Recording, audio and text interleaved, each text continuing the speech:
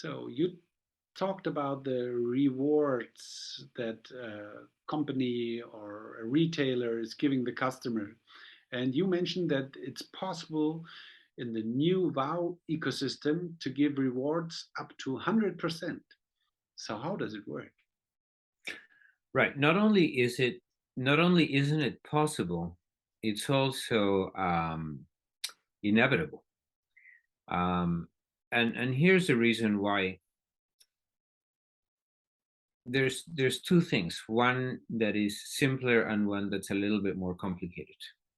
The first is that um, the issuance of V dollars as a discount against a product costs the retailer nothing.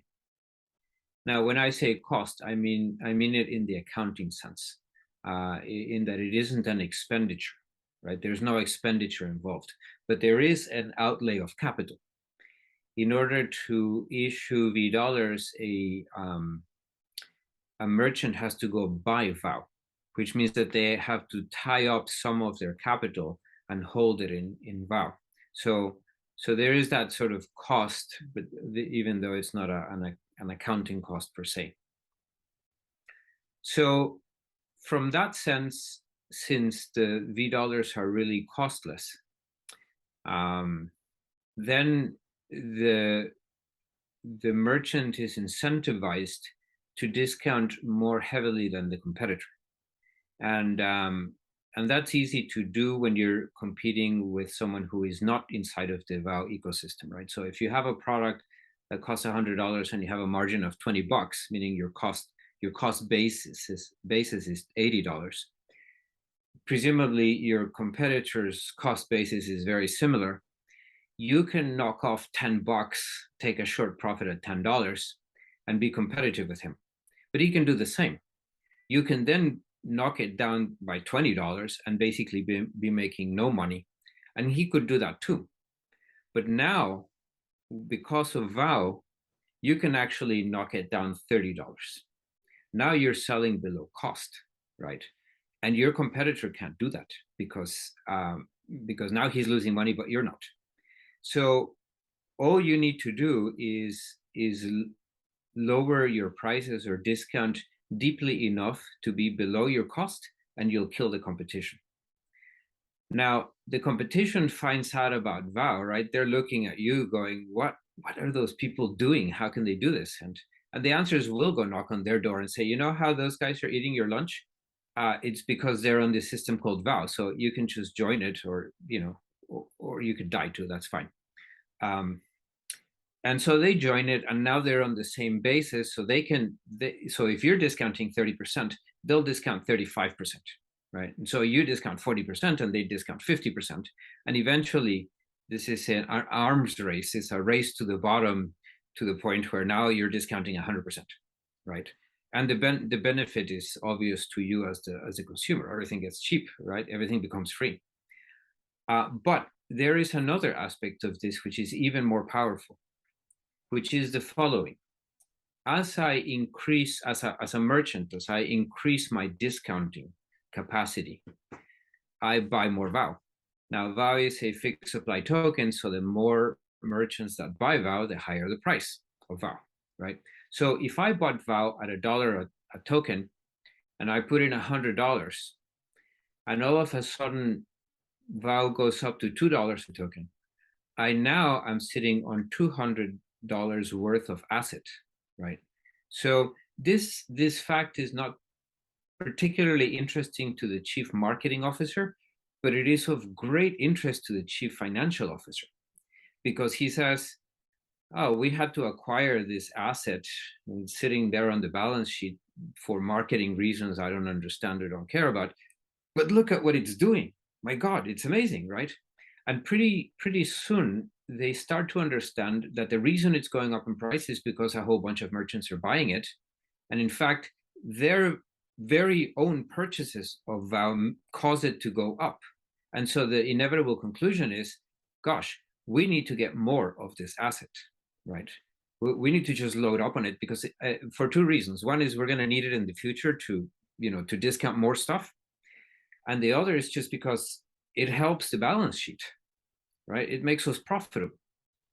So at that point, another realization comes into play, which is that the increase in capital, in the capital value of that position, can be used to offset any losses in the operating side. So the more vow that you have, and the faster that it's going up, the more deeply you can discount. And as a matter of fact, you get to a point where, let's say that you're a bike shop, right? And so you have a certain amount of volume. Let's say that you have 10% of the market in your little area, in your little region, right? And through Vow, you've managed to put everyone out of business, so you now have 100% of the market. But 100% of the market is, I don't know, 3 bicycles a day for sale, or 10 or 100, whatever it is, right? There's only so many. There's only so many bike riders, so there's only so much business. So what happens is that you are now at a point where you're discounting every bike that you sell and every helmet that you sell and everything that you sell 100%, right? Which is great for business. That means that people are buying more stuff from you and all this, but you're not really growing the base of guys who want to go on a bicycle, right? Me, I would rather ride a motorcycle. So I'm never going to buy a bicycle, right? No matter how much they discount it, I'm just not going to buy a bicycle, right? So the size of their universe is of a certain limit. And now it turns out that they have so much Vow, and the Vow has grown so much in value that they're actually wasting discount capacity.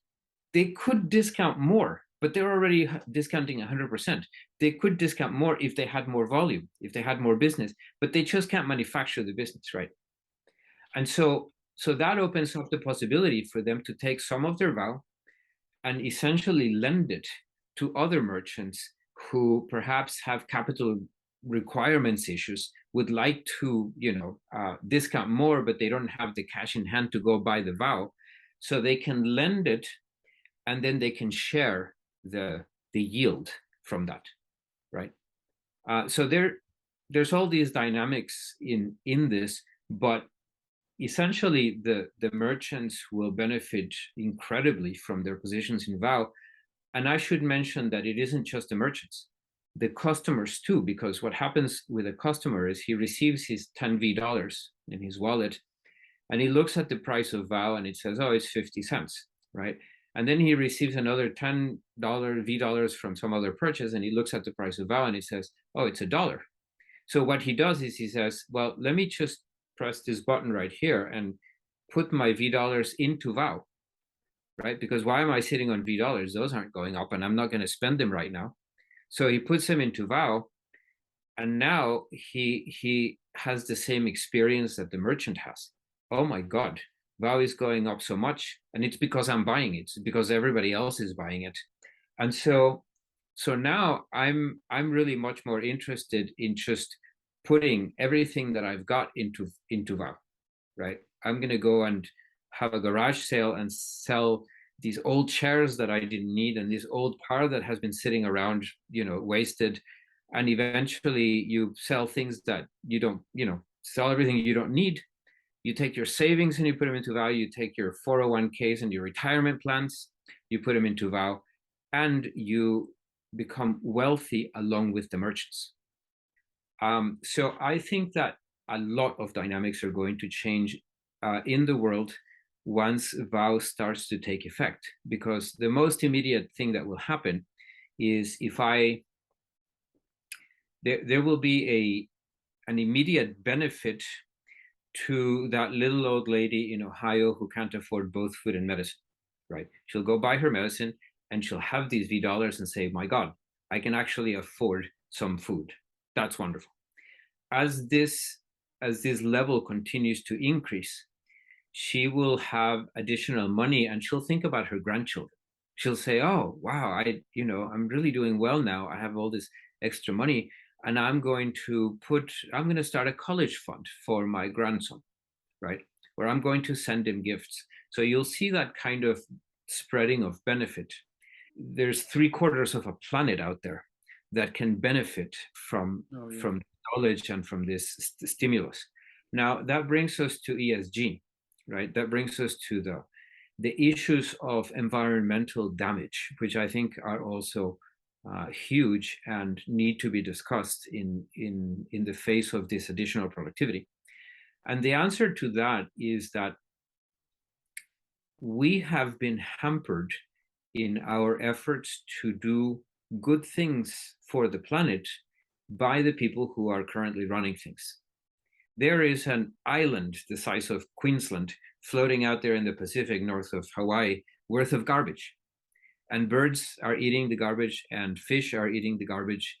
And there is no sustenance for them in this stuff, and they die full of plastic, right? That is an absolute abhorrence.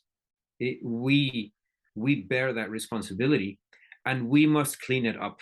We must clean it up, but we don't have the money to do it, right? Well, Vow will produce the money to go clean it up, right? We can do much better. I mean, just look at the Dutch. The Dutch are really smart people. They live in this postage size of a country, and yet they are the second largest producer of food in the world, second only to the United States, because we have huge amounts of land, right? They produce more food than Ghana does, which is 13 times its size, and is entirely agricultural. Why? Because they're really smart. They figured out which specific frequencies of light benefit these plants. There's 2 frequencies that benefit plants. They figured out how to prevent the bugs, how to keep the right temperatures. We can use that kind of intelligence to feed much, much larger numbers of people in a way that is completely sustainable for the planet.